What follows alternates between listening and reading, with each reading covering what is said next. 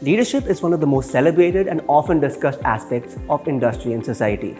But it's getting challenging day by day and it's not getting any easier. Just think of the last few years.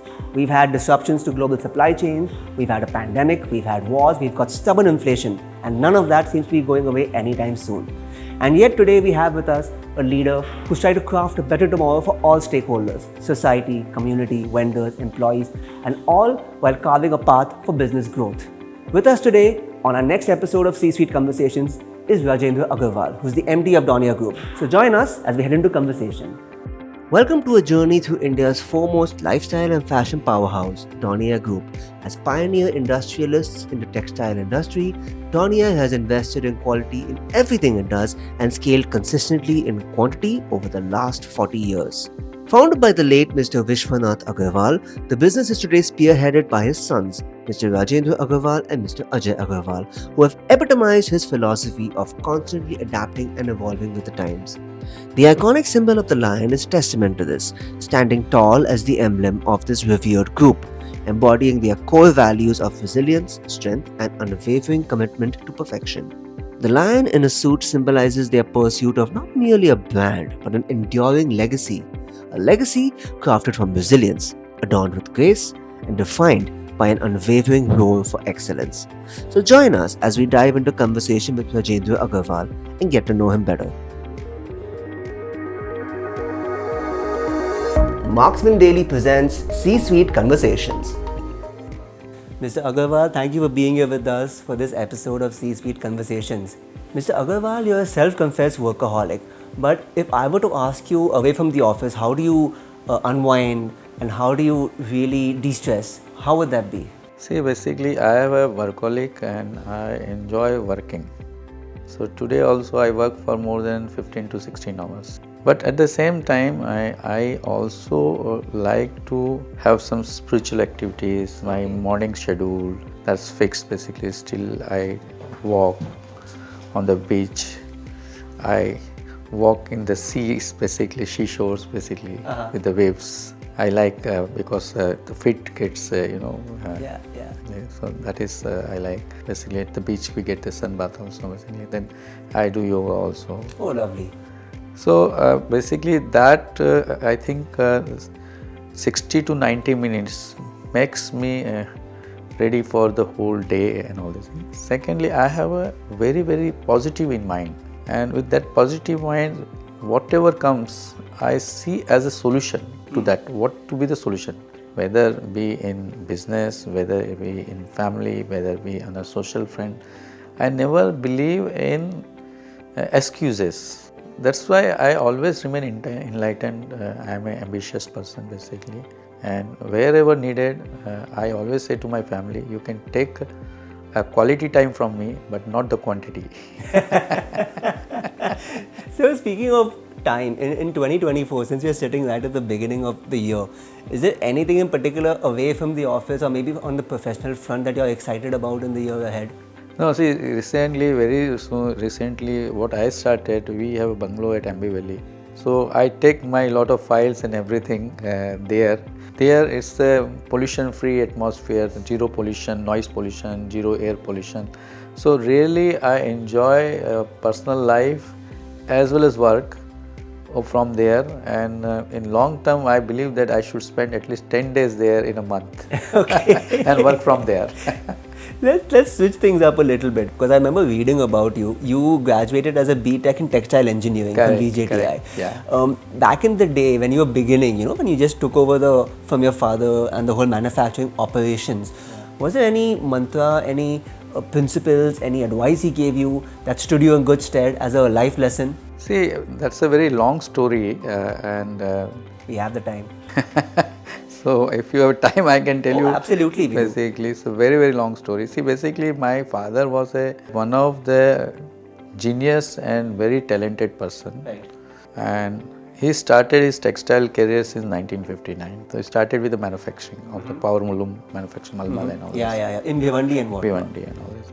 Thereafter, he started doing a trading of synthetic fabric of Jiaji Rao Cotton Mills and Grasim Industries Limited. So, this grandson of Birla, G.D. Birla, this Bharat Tapadia, has started one factory at Bombay by the name of India Suiting. So that time his brother-in-law Mr. Muchal from Indore was also a distributor to the Chiriyaji Rao cotton mills basically. So he told my father that Bharat doesn't know textiles, so you please advise and come on the board basically. So he joined that basically. So he used to help them or advise them on a technical side, on a marketing side, sales side, all this thing basically. So what happened, that time this unit did not have a dyeing and finishing unit their own. So father has suggested one unit. But somehow the internal people have told him that the problem which is coming in the fabric is because of this finishing which we are getting outside, whereas the father has opinion that this is due to the weaving or something, pattern mistakes or something. So one day this discussion was going on.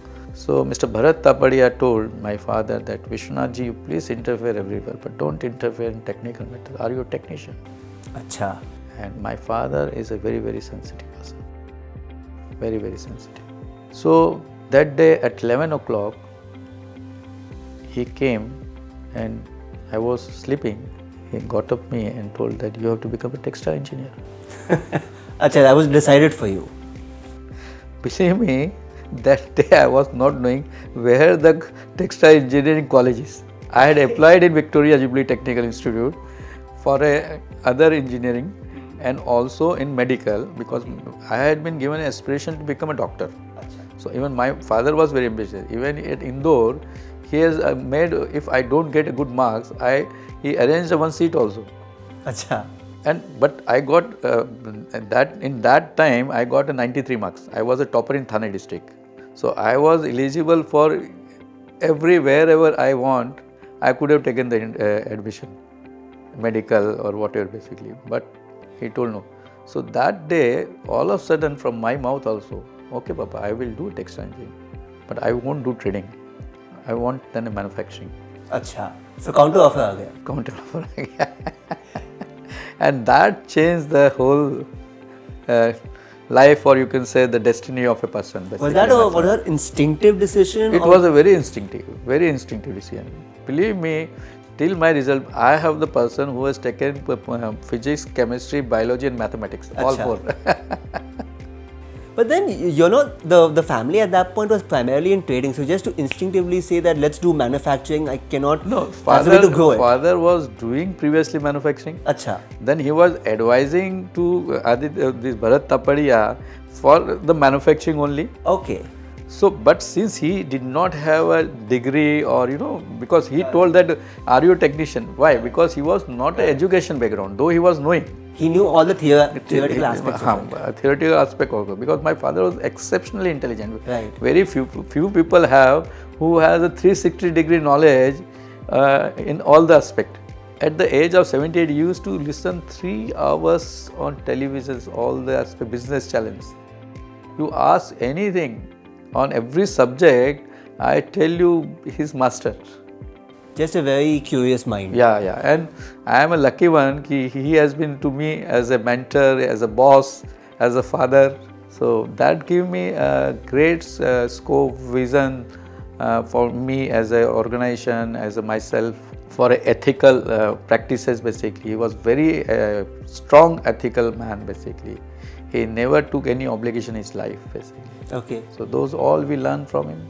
So that one line has changed the destiny, and today as a family we feel that it is better I have not gone into the doctor. From then to now, I mean, it's been a 4-decade plus journey? Yeah, 1982 I joined basically. So more than 4 decades now. From then to now, so much has changed in the industry. So how do you stay abreast of all these? Like you said, your father watched a lot of TV. How do you do that? See, basically, again, I am also very curious about the technology, innovations. I am a very, very keen observer to each and everything. Very, very keen. If suppose the last acquisition, which we took of our Grasim, I saw that unit in 1994. Okay. And I have not seen the unit, and I took over in 2017. Okay. But I had everything in mind that in which corner what is what. So this is a God gift basically. So because of the keen observations and the upfront curiosity, and also I am a technology savvy basically. So I am updated myself with the technology also basically. So because of all this thing, I feel that I have always been in a forecasting on a vision. I was always upfront of the industry. People always say that whatever comes in the industry, that comes from our group only. People follow in our industry. So is there any particular innovation of late, any technology of late, or any trend of late that is exciting you in the textile, in the apparel industry? As we all know basically, India is always fall behind by the Europeans or USA by a decade basically.